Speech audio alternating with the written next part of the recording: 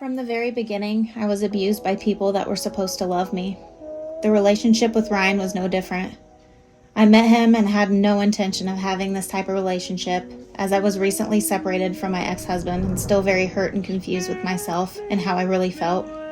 Ryan took advantage of that, and he latched on. It got serious quickly for him, and I was pushed and pressured a lot and saw the anger build as time passed. With the pending divorce, I had little support and losing the only family I had, which was my ex-husband's. I had little family that I could confide in or talk to. Before I knew it, it felt like Ryan was all I had. I was going to this man for comfort from the very abuse he was causing, and I was convinced it was all my fault. Anytime I tried to express to him that I didn't want to be serious or needed time to be alone, he would gaslight and tell me I needed him. I wasn't being logical. He turned me against most everyone I did talk to, and I isolated out of shame and embarrassment. Now with no support, he started tracking my location, monitoring my phone usage. I cooperated, as I thought this was his way of showing he cared about me, and it was in fact what I needed. I developed this habit of compliance out of fear. I lost myself and my personal boundaries were non-existent to him at this point. The first time he ever laid his hands on me was the fall of 2020. He made me believe it was my fault. Immediately after, I made it clear to him he wasn't welcome around my kids anymore due to the violence. He knew he was losing control over me, and the violence amplified because of my demands regarding my children. I was adamant, and he followed along in fear of me leaving him or contacting authorities. Each time he put his hands on me, I'd ask him to leave, and I would try breaking up with him. This was a huge trigger for him, and it only made the situation worse, and the violence tenfold. I wanted to take photos of bruises, but couldn't because he monitored my phone and had access to everything. I started to document my journal in secretive ways every time he was abusive to me, as a way to keep track and him not knowing.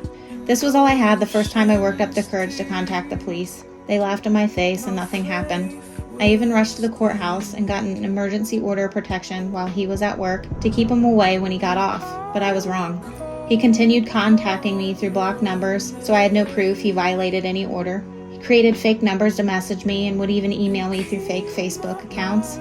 I changed my number and he figured out a way to get it. Now he was following me, threatening me, and sitting outside my house in random vehicles and would take off anytime I called the cops because he would be listening to the scanner each time while doing so. I felt trapped and more unsafe at this point, so I dropped the order of protection as it didn't stop him and only made the situation a lot worse. From there, the abuse did get worse, but I was finally able to call the cops on December 1st, 2020. I had visible marks, and I was able to escape after getting my hand slammed in the door while trying to leave to make the call, but I did it. All other incidents, he would take my phone and sleep next to me so I couldn't contact the police. I couldn't even get out of bed without him waking up. This first report to the police, he got arrested and bailed out the next day. He came right back with the same habitual behavior as before, but worse, and now madder. I purchased cameras for my home and again changed my phone number. He would show up, bang on the door, enter my home when I wasn't there, follow me to work. He tried running me off the road, always taking off before police arrived. Nothing could be done. I had Morton police escort me to and from work for 2 weeks. The incident on December 31st, 2020, Ryan kicked in the basement window and entered my home while I was home, and my cameras were armed.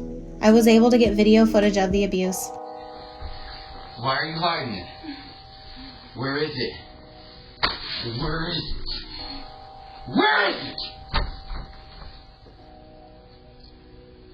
Where's your phone at?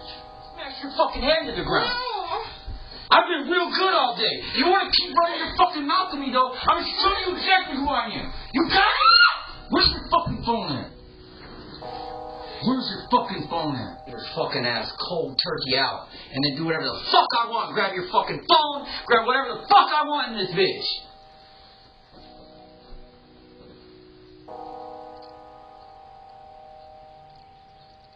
You're heartless, Mallory.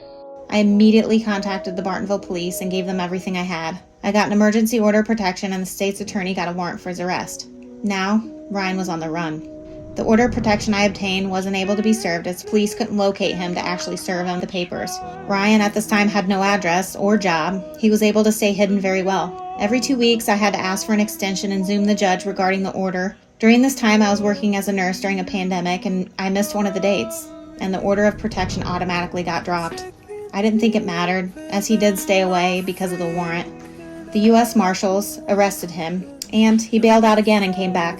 This time, I decided I would apologize. I'd play along to remain safe, and to use anything he did against him. This time I was trying to stay a step ahead, to put him away longer or permanently. When he thought I was at work, I would purposely forget my phone at home because he always tracked me. And then I'd either go to the hospital or I'd go be seen or contact my doctor to have documentation of injuries and proof when I needed it. I collected everything. I took photos. I'd email them to a friend and then delete them so he never would find out.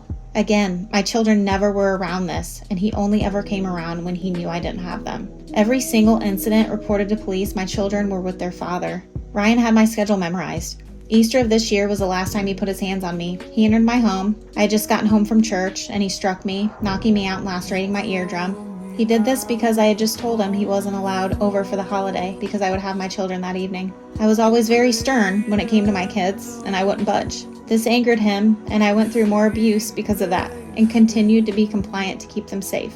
This was the last time I had to turn over evidence to the police. During all of the abuse, I had contacted Morton Police, East Peoria, Bartonville, and Peoria County for charging Ryan, as I had multiple dates of evidence against him. Now, he was on the run again for his second home invasion charge, 2 aggravated domestics with strangulation, and interfering with a 911 call. This was all done while being on bond. Twice. Several other reports weren't even included on the arresting charges because I gave them so much. I was in contact with the U.S. Marshal involved with locating Ryan and even helped figure out his location for his arrest. They were successful with locating and arresting him. I was hopeful this was finally enough to keep him away for good. He got no bond. While in jail, he pled guilty, got 12 years in prison.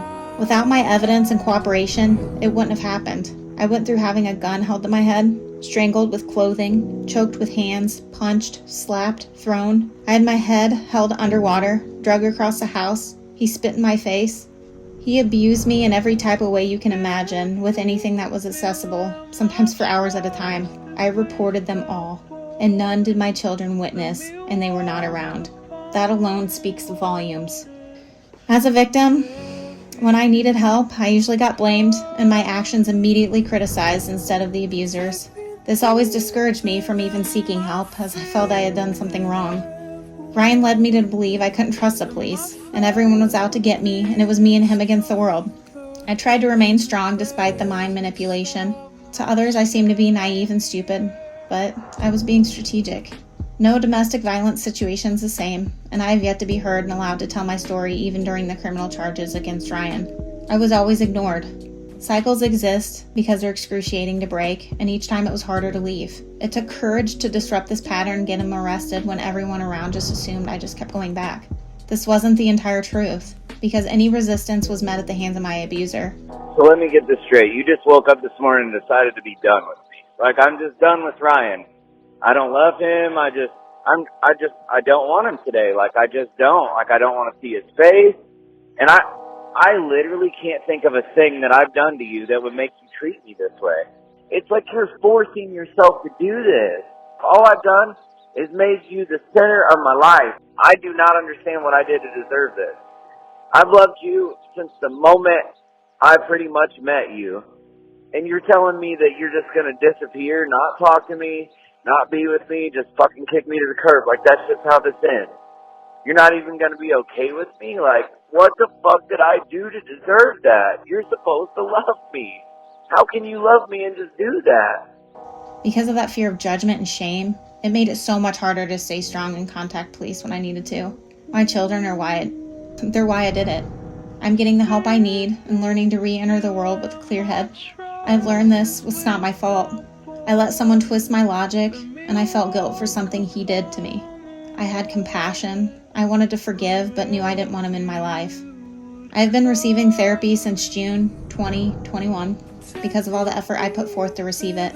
Each resource or contact I was given during this process, I never got a return call or was placed on a waiting list, never hearing back. I'd been contacting my doctor since October of 2020 for counseling, and it was a process where many hoops had to be navigated, and I continued to pursue it regardless. Because of therapy, I am learning that Ryan and I had a trauma bond. The relationship was an escape from reality, and it was built on deception. Control made the fear, and the fear deepened that bond. With the abuse came loyalty to the abuser and denial. My past childhood trauma has been an unhealed aspect for a long time, and I'm now realizing where and how I need help. I will continue weekly therapy as a way to never go through this again. Healing happens through deliberate and intentional work, and when you're heard. By this, you realize your irrational behavior and find a way to pivot and walk in a different direction. The trauma has pushed me to take all this pain and fear and keep moving forward. People have to make mistakes to be able to make change and learn a valuable lesson. Some of the smartest, most independent women get trapped in domestic abuse because we challenge the abuser's control. Despite being powerless during the abuse, I had a responsibility to do something about it, and I did. I will be cautious who I invest my time in, see people for who they are rather than who I want them to be. I chose to save myself, and that's all that matters. Everyone was created a child of God to live in His image. I will continue to contribute to society and make the world a better place. Sin happens and choices are made. The end result is your choice. Doesn't matter how you got there. I don't need the last word or to even make a point. I just want peace. I'm no longer powerless, and just ask for some compassion to the trauma I did endure and clarity to the fact that I put my children first and always have. With that said, I am currently going to court for charges because of what he did. They are trying to take my kids away from me, saying that I didn't keep them safe, that I kept going back. They're not convinced that I won't do it again. I'm at a loss. I am not perfect, but I know that taking my kids away from me isn't what's right, and it's not fair. And if anyone really knows me, they know that my kids are my world. I had to tell my story because no one will listen. Thank you. You're the best mom ever.